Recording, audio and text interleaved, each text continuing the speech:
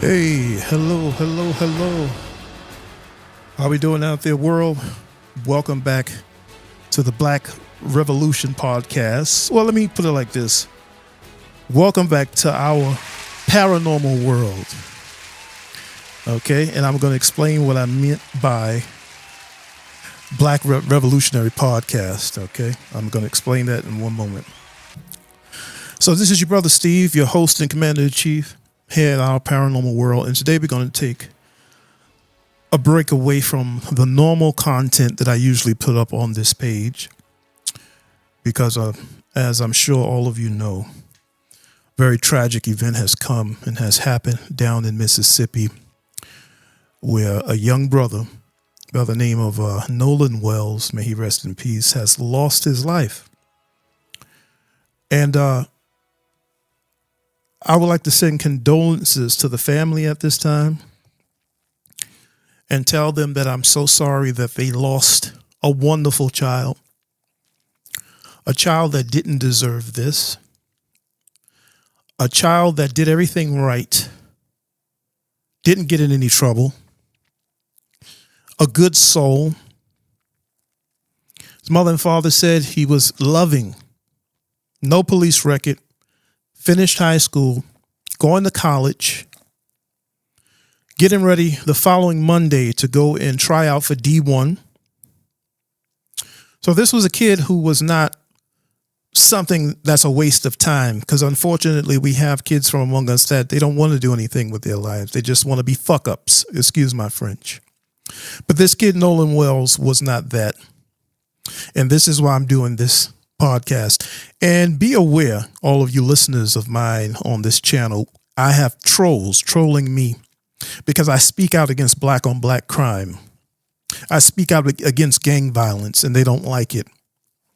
Well, the point is this: I don't give a damn if you like it, because nothing's worse than when black people lynch black people.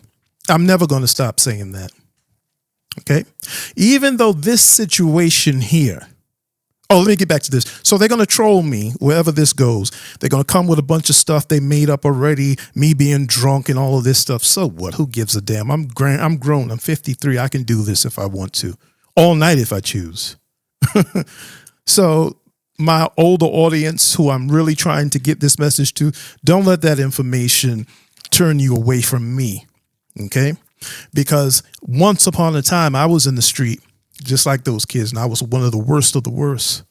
But then the light, you know how the man sit underneath the tree and the apple hit him in his head and he found gravity? Well, the apple hit me in my head and I found the truth. And ever since I found that truth, I started living that truth. And I haven't been back locked up in jail, prison for 30 years already because of that truth God gave me. I'm going to steal something from one of the podcasters. Once upon a time, I was the problem. Now I'm a part of the solution. So don't let all of this trail that they got trailing behind me get you all messed up in the head. We do the right thing here. This is a sound place to be. If you're looking for information that's sound and you're looking for a soundness of mind and a place where you can come and listen to something meaningful without the stupid trolling and all that, you're in the right place. You're in the right place. And some of us black people can be so stupid, man. They can be so dumb, you know? They can be so stupid. Even among this tragedy here, you still got idiots online trolling and acting stupid. Just a waste of damn time. But back to the Nolan Wells situation. Peace and condolences to that brother. He deserves all of this effort that people are putting in to get to the bottom of what happened to him. He deserves it. His family deserves it. And I'm going to push it on my end. And this podcast here is for me to give you my 2 cents about what I think happened to Nolan Wells. And I'm going to tell you why. Nolan Wells drowned, they say, on July 4th, 2026. His remains were found on Horn Island, I think that Monday. If I'm not incorrect, I think July 4th was Saturday. He was found Monday. Somebody can look it up if I'm wrong. Under some very suspicious circumstances. He left to go out on a boat with his friends to party on July 4th before he went back to school, try out for D1. And it is to my knowledge that the kids were Caucasian. And I'm not trying to play the race card. No, I'm not saying that this is race orientated at all. It's one thing you know about me. If you've ever listened to me, I always tell you race, and nowadays you have to look at that very carefully. This is not the America of 100 years ago. I'm down here in the South at the moment, and the South is beautiful down here as compared to when I was here 30 years ago. I see interracial couples all day. People are moving on. But because this happened in a place where the racism was sky high and all kind of lynchings and things took place just about a little less than 100 or 200 years ago, people are looking at it from a racial aspect. Okay, fine. So Nolan goes out with his, white friends. He's the only black guy on the boat from what they're saying. They come back home. Nolan doesn't come back home. When the parents find out that Nolan does not come back home, they start asking questions the same night. They don't wait until next day. The mother did it less than 24 hours, as she should. Now, you guys are friends, right? All of these guys are friends. Nolan, the guys that are on the boat, the white people, him, whoever, some of his friends that were black people. The parents have the right to be like, wait a minute, what do you mean Nolan didn't come back with you guys? I would say that if you're a close-knit bunch of friends, because when I was growing up and I lived in my project building, we were friends on our floor. I lived on the 6th floor. Our mothers and fathers knew each other. We can go in and out of each other's houses. I knew my friends and mothers. They knew my mom, right? We addressed each other, Miss Bradley, Miss this, Miss that, Miss Cheney, Miss this, right? Miss Morton. And had we went out somewhere and as a group and we went together, we coming back together. If I didn't return, my mother's going to be like, yo, and all of my friends would have came together. Yo, last time we seen him, he was here. I don't know. I saw him. He was with us. Next minute, they're going to give some kind of explanation, and vice versa. I would have did the same thing because we were friends.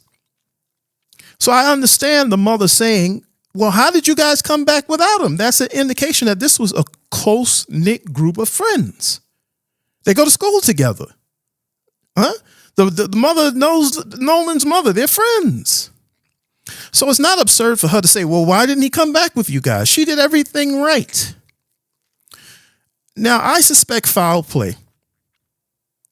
I'm not saying it's a race thing. It could have been a fight. It could have been we accidentally pushed him off and people got scared. You get what I'm saying? Because this is what makes it seem this way. Nolan's father, after they found out that Nolan didn't make it back, he went to the house of one of the friends, to seek the car key. The friend came to the door, and the father said he was quite standoffish or what have you. And the father got mad because he felt the kid lied to him. I'm going to go ahead and play the sound bite, and then we'll come back to talk about it. Here it is. Act like he didn't know where they were. He just he was like he was clueless. He was like, I don't know. Well, just please. I was like, just please go in the room and look for me. Cause, be honest with you, at that time I was very emotional. No one was giving me any answer. So that situation with me and them could have went totally left field. But since those other young kids were in there, at that moment, they kept me from doing what I wanted to do. So getting them and calming them down, it helped me focus on what I was really there for, to find the keys. And like I said, when I asked him, he said he went and looked. And so when he said he couldn't find them, I did what I needed. I left out of their home. And like I said, 5 minutes later, he come back out with the keys. And they didn't come back outside anymore until the police came, because at that time police were called because we were looking for his wallet, and then they went to the door. But other than that, when they sent the keys out, they locked everything. They didn't want nothing to do with what was outside that door. So that right there is, when you lied to me, it killed all trust in anything you had to say. Okay, like I said, the father went to the house of one of the friends who was with Nolan to locate the key to Nolan's car, which was parked outside that house. The dude came out, he didn't want to answer any question. I don't know, man. I don't know. This is a friend that went with him. And then the father said he had to get himself out of the house and some kids that were with him, I guess, before anything blew up. So I guess the kid got scared. He called the cops, or whoever called the cops, and he brought the key out. Now, mind you, to my knowledge, this is the night that Nolan disappears. Nolan's remains do not wash up or whatever happened until Monday morning. Meaning the friends don't know, in quotations, that something happened to Nolan. They don't know. Why would you be nonchalant and not want to comply with the father? Why would you be nonchalant? Now, people are saying, well, Nolan probably, hold my stuff, man. I'm gonna get some nookie from this girl. That's what they said. Okay, fine. They go ask the girl, hey, was Nolan with you? No. Nolan went back with his friends on the boat. So there's another contradiction. That's a lie. So now the father also said he lied to me. He was like, I don't know, man. I don't know. Then he comes out with the key. He said, being that you lied to me, all trust is lost. You lie when something's wrong. No? And they are saying on the internet, why are you guys so fast to rush to this, to rush to that? Man, if that was your kid, you would have done the same thing. Something's fishy here. And I'm praying that it was an accident. I want to believe in people that we're better than this. We all make mistakes. There's no doubt. Maybe they're afraid of something. I don't know. If it was an accident, what they need to do is stop being afraid, come clean, and just say what happened to Nolan. So everybody can have some closure. So that his parents can have some closure. This is the right thing to do. So, like I said, I suspect foul play. I think that those kids know what happened to Nolan, and they are afraid. And the fact that they lawyered up, you want to lawyer up at a time when there's no reason to lawyer up because they didn't discover Nolan yet. If I'm saying this, if I got the right information, And then you got people that are saying, "Oh, well, it's not that serious." What? I can't believe what I'm hearing on the internet. I can't believe it. And what I can't believe further is just the immaturity of some people about this incident here. They're still giggling, acting stupid. And it shows why we can't come together as a community. So I'm calling on the older folk in the black community all over the world, America, Africa, wherever you are, you're black, you hear the sound of my voice, and you're an older person. We have to come together. We have to come together to put some sense back into this community. We have to start taking over these airwaves. We have to talk amongst ourselves. We have to keep the trolls away and stupid people. Even if they are grown and older like our age, you have to block them out and get them out of here. They're dumb. And that's just it. So I'm going to make this a short episode tonight because I'm hungry. I'm going to go upstairs and get something to eat, and I'm going to continue to do my research between tonight and tomorrow. We're also waiting for the autopsy report to come in because, as you know, Ben Crump had Nolan's remains sent to Washington, D.C. for a private autopsy that was paid for by our brother, man. Oh my God, Colin Kaepernick, God bless his soul. And Colin, some kind of way, if you hear this podcast, they're going to try and send you a bunch of stuff about me. Don't mess with this guy. He's a this, he's that, blah, blah, blah, blah, blah. It's coming. So I'll just give you the heads up before it gets to you. Just expect it. This is a foolish, dumb Negroes, man. And it hurts because it doesn't hurt me. It just hurts in general to see people still so dumb that they can't put their disagreeing aside for a second and say, whoa, we all got to come together on this one. They do this every time. Every time. It's not with just me. Anytime a tragedy happens, you'll see arguing factions. It's sad, bro. Very, very sad. But all of you who are sound-minded and you like what's happening here, come to the podcast, subscribe to the podcast, because I do my research. You see, I don't just talk, hear a little something, then get on the internet and present this little thing I thought happened. I do my research, okay? And I want to give you guys, let me see something now. Oh, I'm right here. I want you guys now who are subscribed here on our Paranormal World to go to the Black Revolution podcast. That's at Steve_Revolution. That's the handle, at Steve_Revolution. I'm going to put it in the thumbnail, the Black Revolution podcast. This, because there's so many different sides of me. I'm a spiritualist, right? I'm someone that can see spirit, but I'm also a very good humanitarian. I'm a good humanitarian. I love my people. I don't like the idiots among us. No. I don't like the very violent among us. No.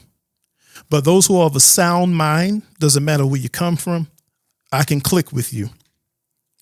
So go to the Black Revolution podcast is where I deal with black issues, black subjects. This is where I deal with black information. And it's not only for black people, but it's oriented toward that, because I want to be one of the people that help us get our minds together. It's very important that you get your mind together. I didn't stop getting in trouble and going to prison until I got my mind together. That's the thing we have to do with our people. We have to restore the mind, set it back to the natural program that it's on. Right now, we're sick. We're mad people, man. We're mad people. So that's what I do on the Black Revolution podcast. Everybody that's subscribed here, go also and subscribe to the Black Revolution podcast at Steve_Revolution, where you can get this type of content. Because don't forget, I was the brother 5-6 years ago saying it's going to get worse, y'all. They're going to try and to re-enslave black people again in America. Don't forget I said that, and I still stand on it. What is the gerrymandering about in the South now? What is the convict leasing about? We talk about such things like this on the Black Revolution podcast. They said, no, Steve, you don't know what you're talking about, yada, yada, yada. And if you're smart and you can look and you know history, you see it, man. I'm really appealing to you older folk, black, white, Chinese, Russian, whatever the hell you are.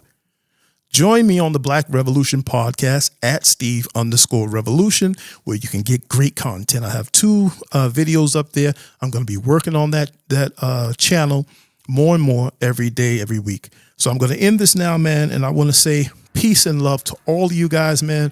To the family of Nolan Ewlls, God bless you. Be strong. Find strength in each other. Nolan was a great kid. He's not gone. He's just transitioned. Rest in peace, good brother. You didn't deserve that, whatever the situation, if it's an accident or anything else. And with that, I'm going to say peace and love until next time. Bye-bye.